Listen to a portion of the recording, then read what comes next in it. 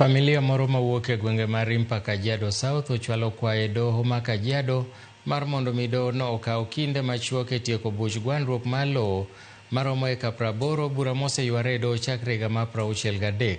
Familia no lero ni gisetemo matek mar yudo ratichgi, to kata kamano okenge duto ma giseketo osegore e lwanda. Chal momiyo koro gidak gi luoro wira ni utegi osebed kimuko kinde ka kinde.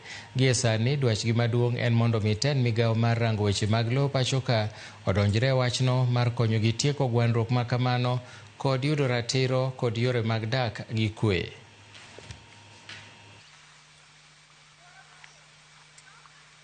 Naomba serikali yetu, mambo ya koti, wizara ya mashamba, hii mambo waingilie kati ili at least hata maeria zipate amani. Tunataka kuuliza mpaka serikali kusema ukweli, hii shamba wakati watoto walikuwa nazikwa ama mzee ama akina mama walikuwa wapi?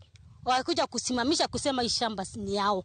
Kwa hiyo wamekuwa wanatupiga kila wakati, wanaenda mpaka Kajiado, wanaenda sijui wanaenda kufanywa nini, wanakuja wanatufukuza. Wanatuambia tuondoke, hii shamba si yetu. Ningeomba Waziri Parseina akuje kwa ground, sababu hii maneno ya kumaliza kesi wanarudisha appeal, kukata kesi inarudishwa appeal, inatuvuruta nyuma, inagonjesha wazazi wetu. Manake wazazi wetu sasa wakiaga, sisi ndio tena tutachukuliana na kesi.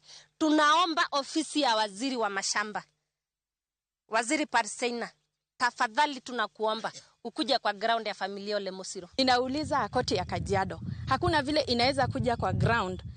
Waangalie kwenye hata venye tumejenga huku, venye tumezika watu wetu huku, at least waone kile kenye wanasemaga tutoke twende, tumejenga manyumba za nguvu huku na zinakuja zinabomolewa.